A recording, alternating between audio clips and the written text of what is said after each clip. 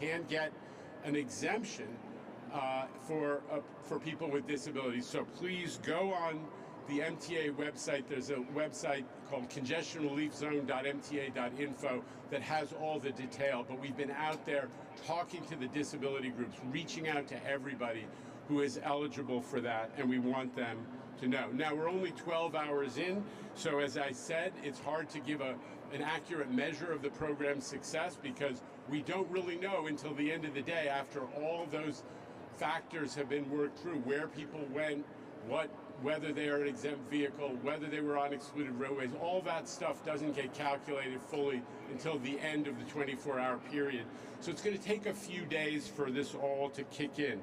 But it's gone smoothly, and I would just say we all don't expect New Yorkers to, overnight change their behavior. Everybody's going to have to adjust to this as more and more people become aware of it and start to factor it into their planning. We do know that on a typical weekday, there's somewhere between 500,000 and 700,000 vehicles that enter the congestion zone. That's the area of Manhattan below 60th Street. So that's the benchmark, and we're going to keep watching it very, very closely. Over time, we're going to be looking at how traffic is changing, the number of vehicles and the types of vehicles, and where they're coming and where they're going. We're all hoping, this is one of our goals, and it's been one for New York for a long time, we can get trucks to start doing more of their deliveries in the late night hours. There's a huge discount on the overnight, and it's especially designed to incentivize trucks who take up so much space and create so much traffic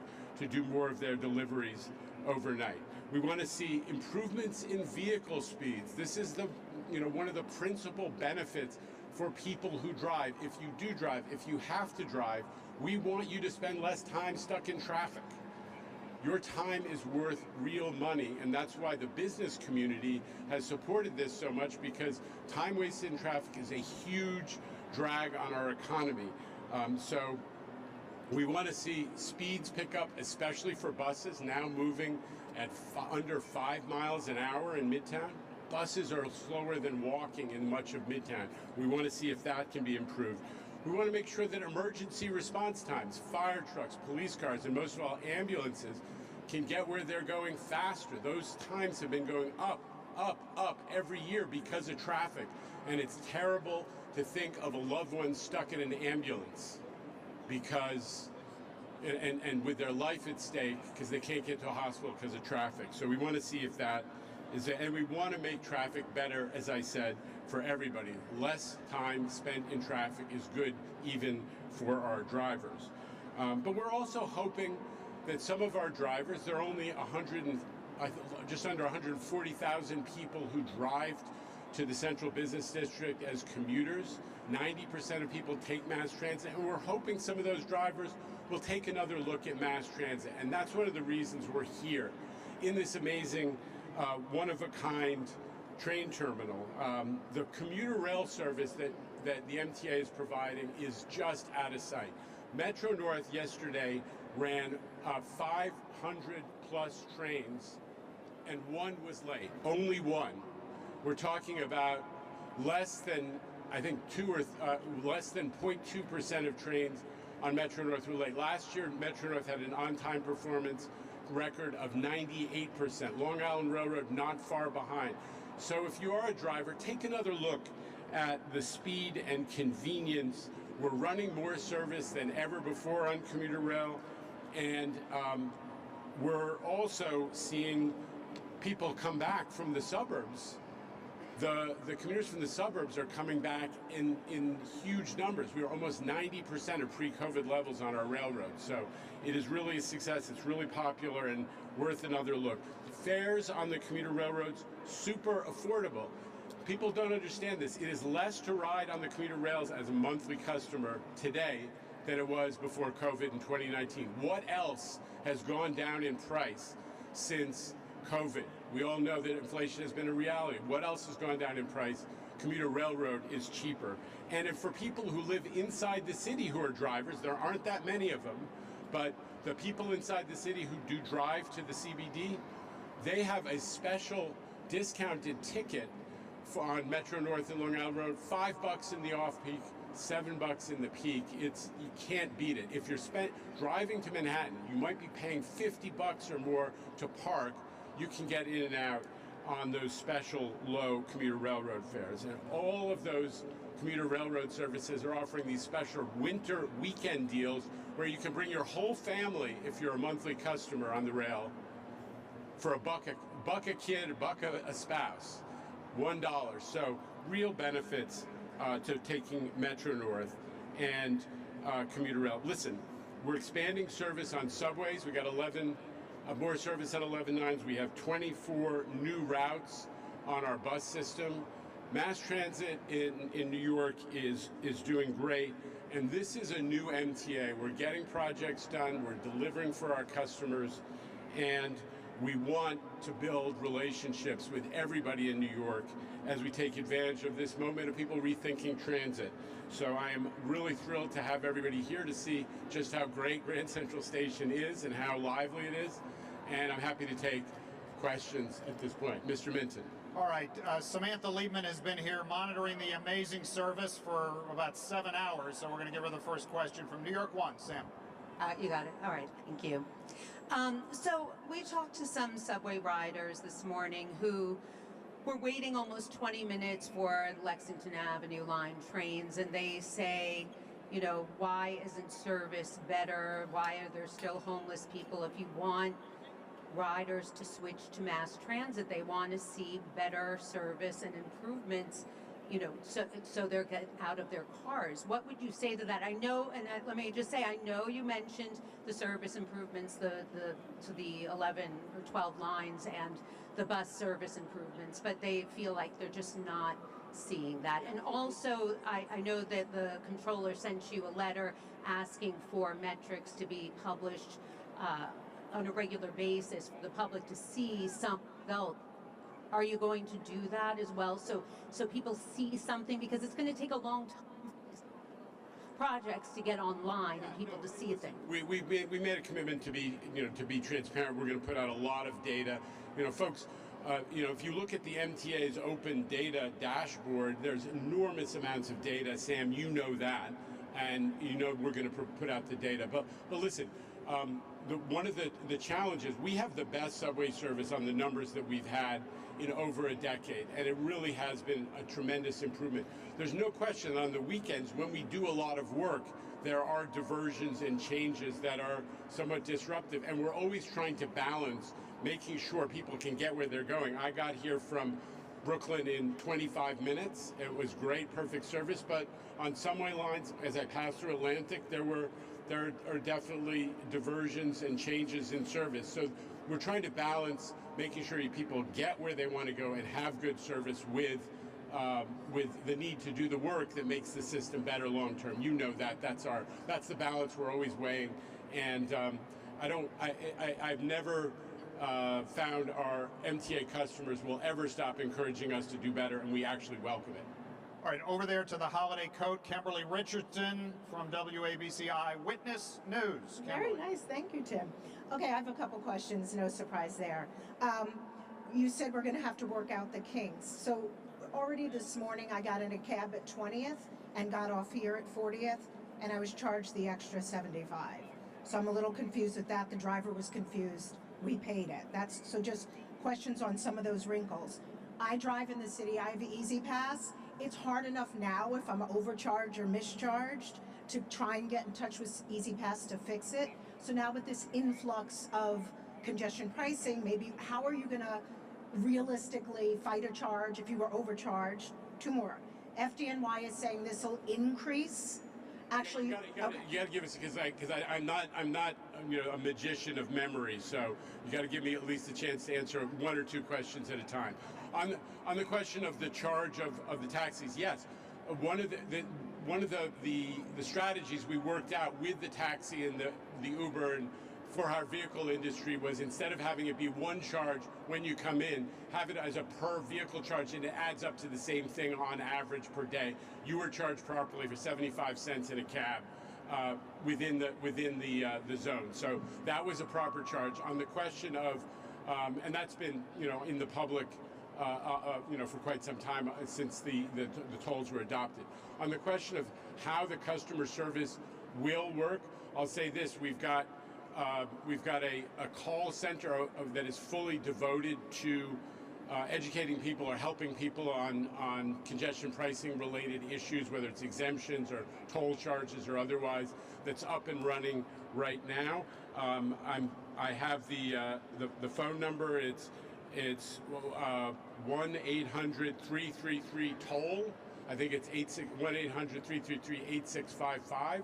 So that's open 7 to 7 on the weekdays, little shorter hours on the weekends, and people can do that. They can also call 511, which is the MTA's customer service center, which, unlike the old days, actually picks up within a minute, and get help from them as well. So there's a lot of customer service available. I'm going to let Allison answer on the Easy Pass question. Thank you. Yeah, so we have a dedicated group at the Customer Service Center. Importantly, for the month of January, we're actually opening on Sundays as well. Normally it's not open Sundays, so to your question, how do I get that? How do I get in there? We're going to have Saturday hours on Sundays through January, recognizing this is different for everybody. When you call in, if there is a question, if there is a dispute, we have a dispute process. It starts with when you get your statement, and you can sign something on the back. You can call us, call the customer service center. If for some reason they can't help you, it gets bumped up to the respective agencies. Right now, that call center is being staffed with additional people for the foreseeable future, anywhere from 40% to 70% over what we normally would staff, depending upon the time of the week. Every day of the week, we have different kinds of volumes.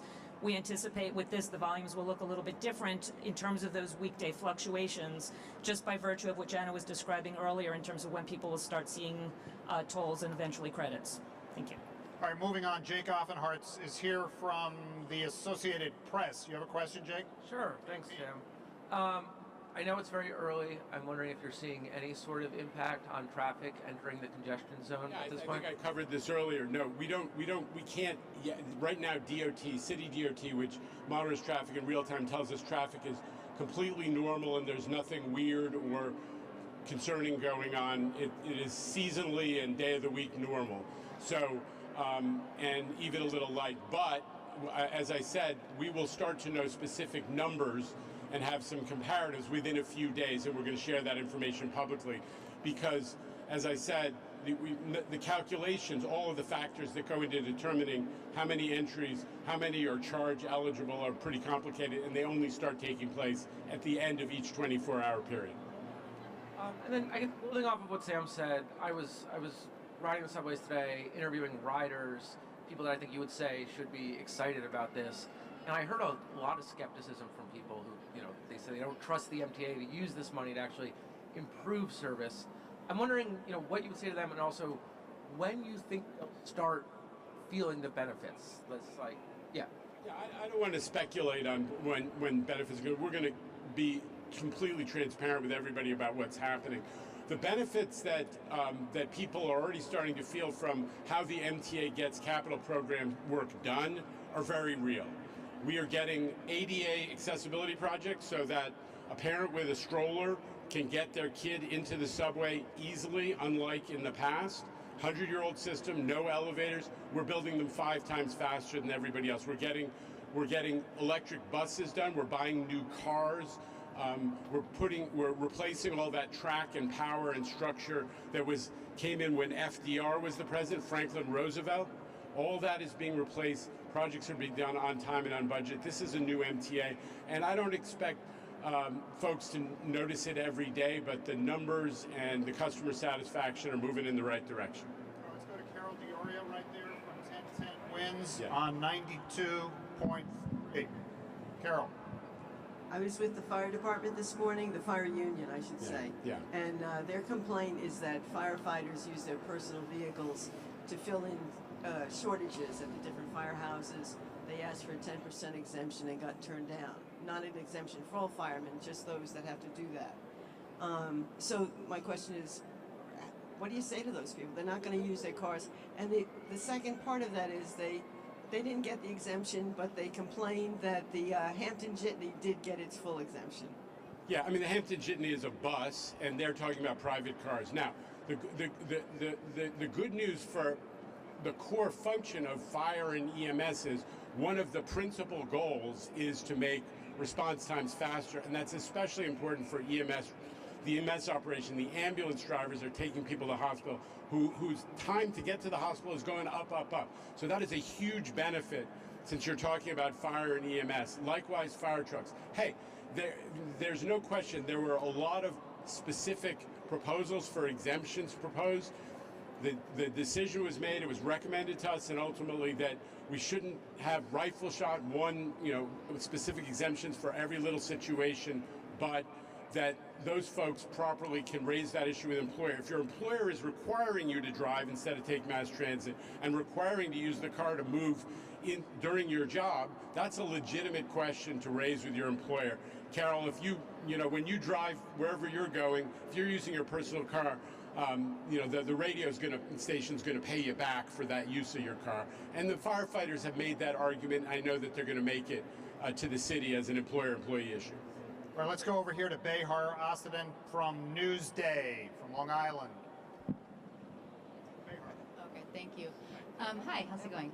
We spoke to some yellow cab drivers, rideshare drivers, and some food truck operators this morning who felt like the new tolls won't just impact sort of the direct, money they make, but also have some unforeseen effects like, driving ingredients to and from the city, generators, that sort of thing, perhaps affecting business in Midtown for them on certain days or certain hours. What would you say to that demographic of New York? There was a 4,000-page study done of every possible impact, and what they concluded, and it was approved by the feds after 4-year study, that there would not be any negative effects, not on business, not on rideshare, not on taxis. Just bear in mind the average price of an Uber now is, people are paying on average well over $30 for an Uber ride. So the argument that it's going to, the extra toll is going to dramatically impact the economics of people choosing to take Uber or Lyft or other for-hire vehicles, I don't think is credible. And the studies so far have shown that it's highly unlikely to impact on their business or indeed other businesses in New York. To the contrary, what the studies have shown is saving time in traffic for trucks, for vehicles that have to come to Manhattan that can't take the subway, is going to be a great benefit to our economy if traffic moves more freely. All right, moving here to Dorian Geiger. He's with the New York Post, sir. Hi, Mr. Lieber. Thanks so much for being here. This question relates to New Jersey. There are ongoing negotiations to settle the congestion toll loss. Right, negotiations to settle the congestion toll lawsuit that New Jersey filed against MTA in federal court in Newark. The judge there urged both parties to settle the case whereby MTA provides New Jersey driver credits to partially offset the new toll and funds anti-pollution programs for impacted communities on the New Jersey side of the Hudson. So New Jersey officials rejected MTA and New York's final offer as inadequate in both counts. Can you comment on complaints from New Jersey that they got cheated with the congestion toll? Okay, so no one's supposed to be talking about settlement negotiations. That's a first principle. But I'll tell you this, we've had now, in the last week, we've had 3 federal judges issue 4 or 5 different rulings that said we did it 100% by the book in studying this and in developing the tolling system and allocating it. And the other thing I would say to New Jersey respectfully is, the Garden State Parkway and the Turnpike tolls have gone up. The GW Bridge, all the Port Authority tolls went up. The New Jersey gas tax went up. The cost of mass transit was hiked by Phil Murphy by 15%. But New Jerseyans seem not to be concerned about those things, or at least the politicians in New Jersey aren't focusing on that. They're only focusing on New York, trying to make sure that we have cleaner air, less traffic violence, and better transit. I think that's kind of the definition of hypocrisy, but we'll see how New Jersey, after losing again and again and again, adjusts their views. All right, let's go to Michelle Cassidy. She is right there from Bloomberg News, sir, right over here on the North Coast. There you go. Hey, Jano. So I know it's early days, but what is there already anything, any tweaks that you're anticipating making tomorrow or over the next few days, whether it's even little things like changes in signage or something like that, something where you're seeing some quirks come up and you're going to iron them out? Michelle, I've known you a long time. I'm sure you're a better soothsayer than I cannot tell you what unforeseen conditions that we will be reacting to. We haven't seen them yet. But your point is well taken, which is if we see something that's not working, we're going to react and try to make sure we address it, whether it's signage, whether it's a particular traffic condition. I know that our partners at DOT are looking at how lights work, the whole network system. So we're all working together to make sure that it's not just congestion pricing, but the goal of having a Midtown and Lower Manhattan that is easier for vehicles that have to be there to move around, that we're making progress. So the goal is to adjust to conditions as they unfold. All right, back there in the mezzanine, Ronnie Jacobson with her hand up from the New York Daily News. She's over here right behind Michelle. There you go. So it's a two-part question. With so many more people riding the subway as fewer people drive their cars, are you anticipating a commensurate increase in violence and violent incidents on the subway, which are a lot of people's How would you deal with that? Let's level set, right? We're talking about we have 90% of the people already take subway, right? So every day you have in New York, we have during the weekdays roughly 4.5 million people on the subway post-COVID now, less on the weekends.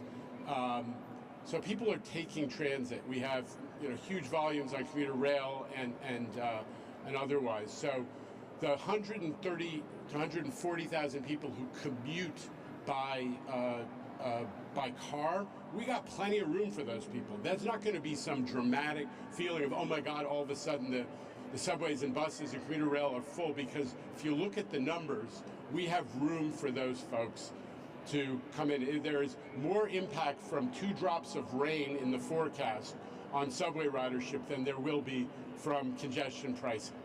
So the mass transit system is very ready to accommodate those extra folks. Look at the numbers, I would say.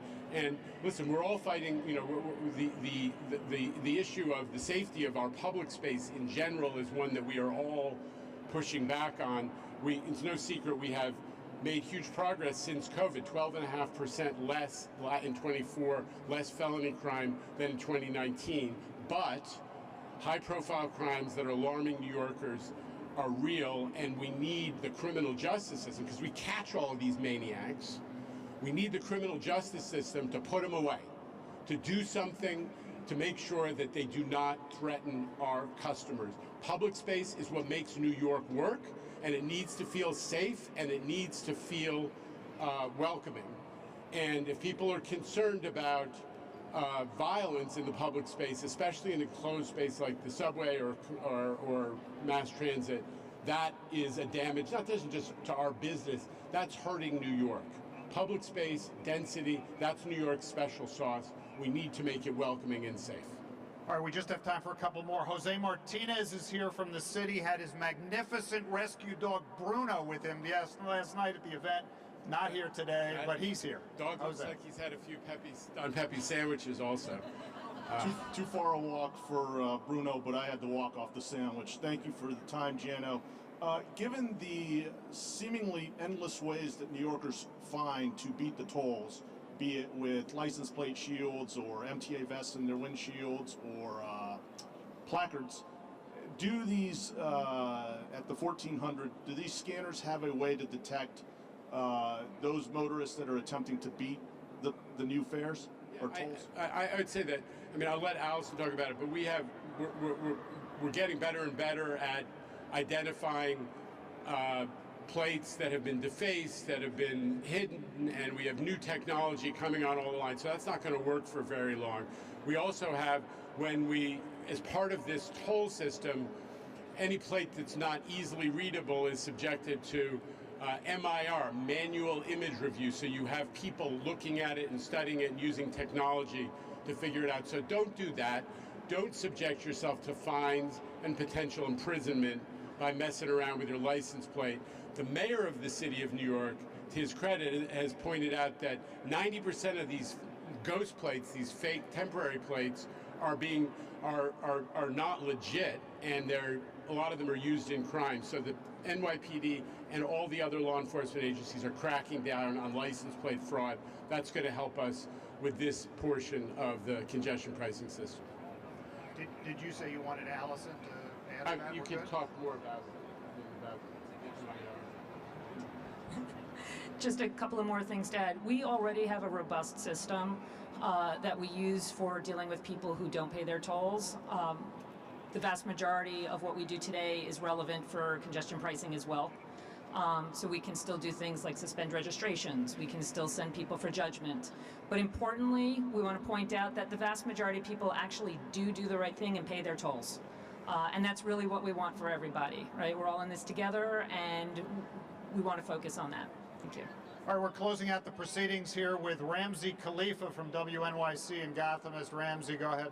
Hey, Jano, Happy New Year. Just two quick questions. Can you kind of reflect on this moment, seeing, advocates celebrate last night when the cameras turned on? And also, can you kind of assess future threats, whether the new president coming in could implicate something with this program, or even if that New Jersey case gets appealed to higher courts?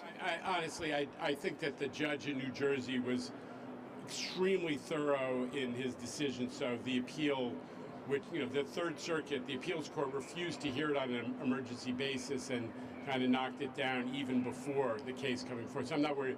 Listen, we're going to have to work with the new administration on all kinds of ways. I'm confident that agreements between the federal government and localities stand up to changes of administration. So we'll have to deal with whatever it is. In fun, people don't just routinely pull grant agreements or other agreements between the feds and states and localities.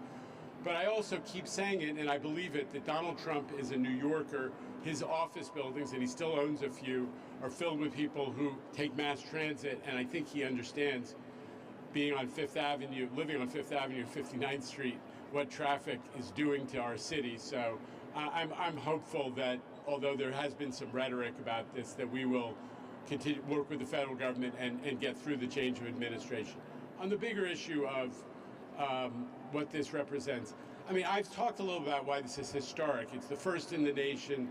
It's, we are obviously a high visibility city around the world. Other localities in the United States are struggling with traffic. They're struggling with the consequences of traffic. They don't have the great mass transit system that we have, and they are worrying about it, and they're calling us and asking to learn more. So that is part of what makes this feel historic. But for New York, what I think is especially important is it shows we can do big things. Sometimes it feels like New York is, that cities in general are, and the government process is paralyzed and can't take action, whether it's climate change or other big issues.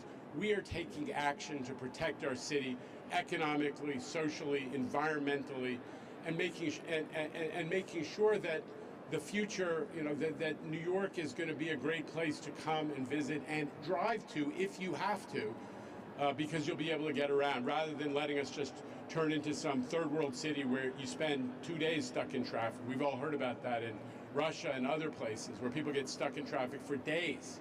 We don't want New York to be that way. We're taking action, and I think it's a very hopeful moment from the standpoint of a little more confidence in our ability to attack our problems and do something about it. Thank you. Thank you very much, everybody. Thank you. Enjoy your Sunday.